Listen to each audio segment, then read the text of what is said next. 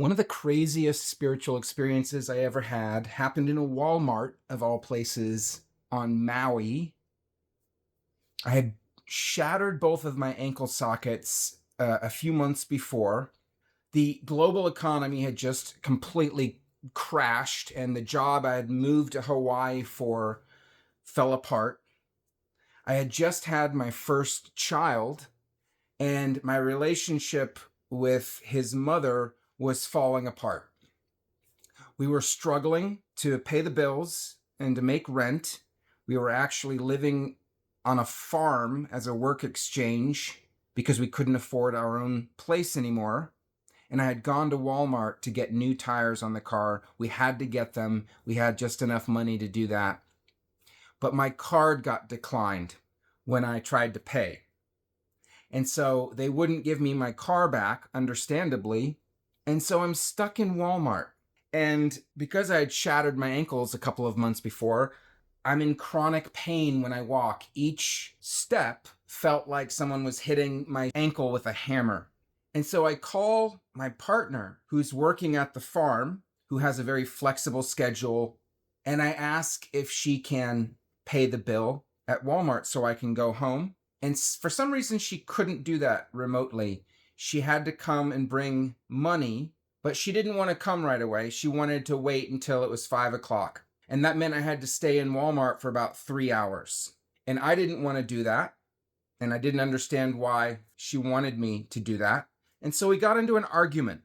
I'm walking up and down aisles in Walmart, which, by the way, is one of my least favorite places on the planet. It's not really my vibe. I'm walking up and down the aisles. Every step is pain. And I don't understand why my partner doesn't want to take a break and come bring some money so I can leave Walmart. And as I'm arguing with her, something weird happened. Suddenly, everything inside of my body changed. And instead of feeling all angry like I was a person and I had to fight this person and argue with them and convince them and filled with anger and frustration, I don't know why, but for some reason I was suddenly just an infinite black field of complete peace and awareness. That's what was inside my body.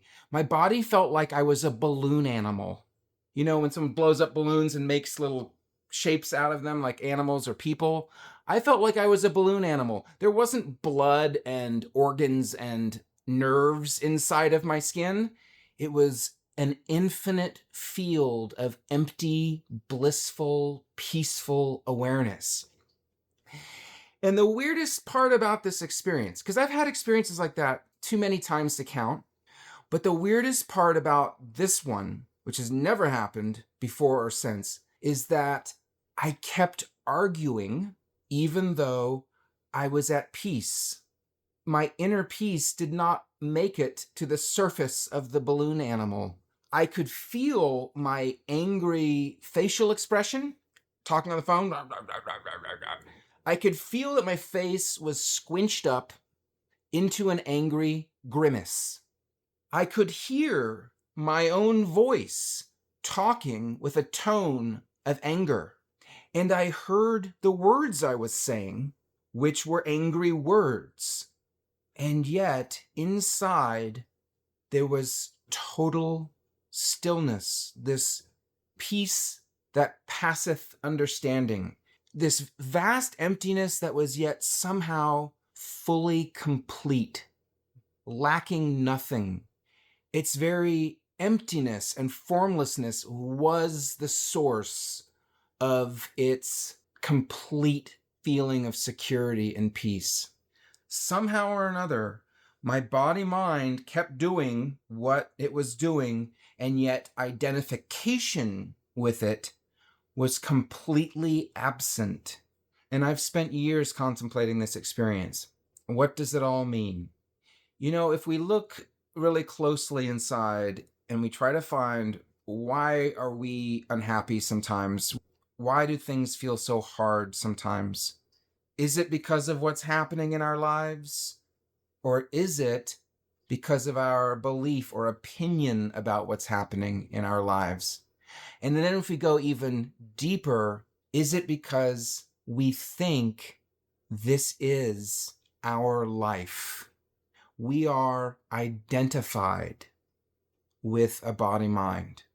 Isn't that the source, the very beginning of all the problems? And I'm actually asking in a genuine way, because I might be wrong about this, but it seems to me that the core of the issue is not that we get angry and sad and lonely and jealous and ashamed and all the other negative emotions. It's not that those things happen. It's that we identify with them.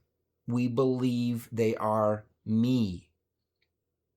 And so a lot of spiritual paths that are trying to get us to enlightenment, back to our true nature, they talk a lot about identification with the mind, with the body, and there's a lot of talk about getting rid of identification. So what is this thing called identification? How do we get rid of it? Is it possible to get rid of it? Because you know what it seems like? It seems like consciousness identifies with things, just like eggs stick to a steel pan. When we try to scramble an egg in a steel pan without copious amounts of oil, that egg is going to get stuck all over it. Consciousness is very similar to this. Whatever it looks at, it identifies with. Even if I'm looking at you, I identify with my assessment of you. I might not call you me, but whatever I call you, I identify with that. I identify with my judgment, my belief about this thing over there called you. So consciousness identifies like eggs sticking to a steel pan. Where's the Teflon? We need some Teflon up in this kitchen. Am I right? Here's an idea. What if consciousness identifies with everything that it perceives because that's actually true? It is everything that it perceives. You are this body. You are this mind. You are your experience. The problem is you think you're not everything else. The problem is not that you're identifying with this. The problem is that you're not identifying with that we've divided this from that. And that's not really true. Why would we divide it? Well, it's obvious. When I hold my hand over a flame, it burns my hand, and I feel that. But when you hold your hand over a flame, it burns your hand, but I don't feel that. Because the consciousness moving through this vehicle sees and experiences this vehicle, not that vehicle. The consciousness moving over through that vehicle experiences that vehicle and not this one. But what if that's just a mechanical effect rather than being due to us having different consciousnesses? What if the consciousness is the same in your vehicle and in my vehicle, but just because of a mechanical effect, I don't feel what's going on in your vehicle inside this vehicle? Does that make any sense? Another interesting thing consciousness does is it thinks everything is real. When it feels a body mind, it thinks this is real. When I have an emotion come up of like anger or happiness, I think that's really happening, and that whatever I'm angry or happy about is really happening, and it's all real. There's a feeling of realness, right? I have another video where I really dissect that feeling of realness that's a constant in our experience. Even if we're dreaming, we feel that the dream is real. Well, in the same way that we feel everything is real, we feel that everything is us. And again, even if I have a belief in an other, in a them, that belief in the other and the them feels like my belief. It feels like me. I identify with my belief about an other. What if we identify with everything because we actually are everything? Just like, what if everything feels real?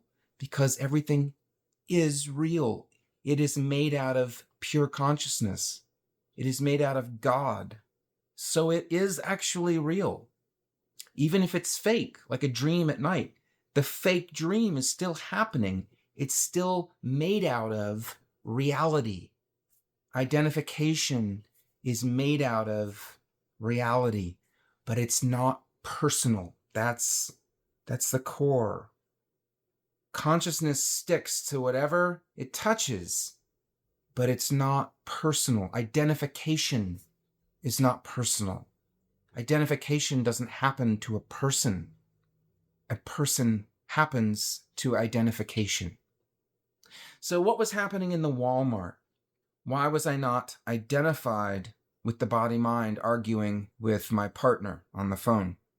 I think what was happening was I had dropped somehow, I don't know how or why, somehow the radio got turned to a different station that I would call pure awareness or the absolute, or in India they call it Brahman. In Christianity, they might call it God the Father, as opposed to the Holy Spirit or the Son, the triune divinity. God the Father, I believe, might correlate with this absolute void, this black emptiness that is yet utterly perfect and complete and at peace, that cannot be cut or burned or broken, and whose nature is unstoppable bliss.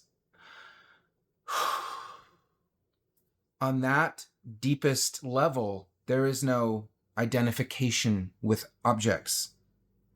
But out of that deepest level, a desire to be arose. And that desire to be is what we call the universe. That desire to be is love. And that's why we love everything. And we identify with everything. And we feel that everything is real. Because all of those things are actually true. They're just not personal. They're not limited to a body-mind. They are universal. I have no idea if any of this is going to make sense to anybody. Because I guess, you know what, it doesn't really make sense to me either. Not up here. And yet, it's right here. I'm filled with the perfume of this right this very moment. All right, hope that was interesting.